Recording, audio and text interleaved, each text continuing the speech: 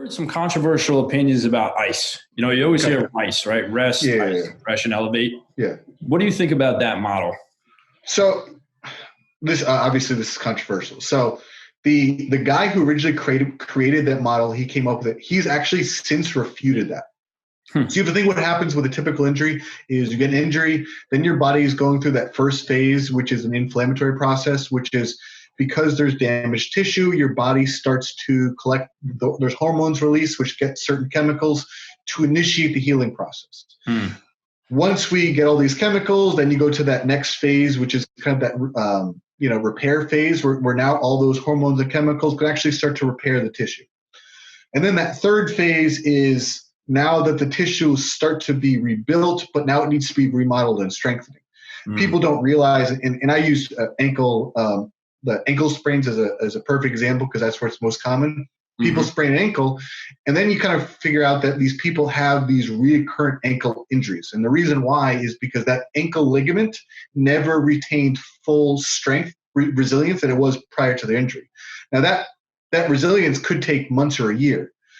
But again, you have to be loading appropriately. And there's different strategies you can do. Like some of it is just simple weight bearing, some of the ankle exercises.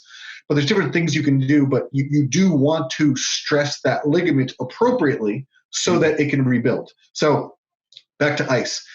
If we always jump to an ice and anti-inflammatory after an injury, then theoretically what we're doing is we're minimizing the effect of those chemicals to start the healing process. So now there's that controversial, well, how much does ice actually stop inflammation? I'm kind of on the fence that I feel like a topical ice, like you throw an ice pack on and throwing on your ankle, I don't know how much of an effect that honestly has on the swelling. In my opinion, I feel that ice does better with dealing with pain. So how it deals with pain is it reduces the nerve conduction velocity, so those pain signals don't get to the brain. Gotcha. So generally what I would do is if someone has a lot of resting pain, meaning that you're not moving and something's hurting, ice, because it will help with that.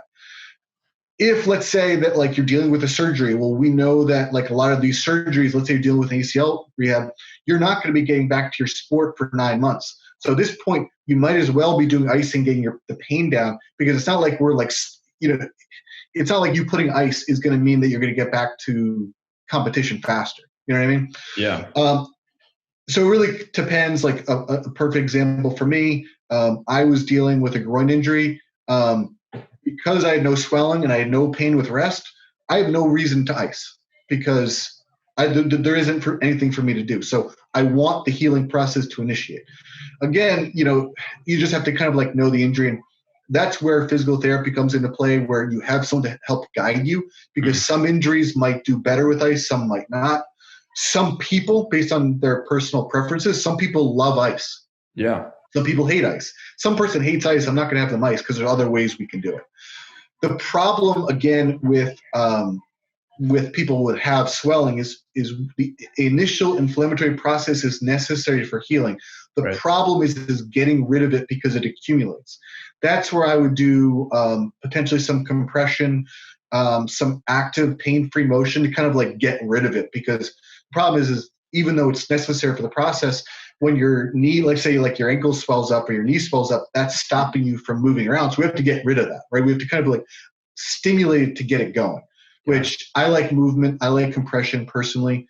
And then we can kind of continue on this process, which is now you have these people when it comes to like a strengthening effect. Well, they're like, well, if you ice after an injury, why don't you do like cryo or ice after you work out? Well, now you have to be more careful because when you work out, same thing is you accumulate micro trauma from stressing your body. Do you want to blunt that physiological response? Because if we stop the soreness, that also stops those hormones from actually creating the adaptions, right?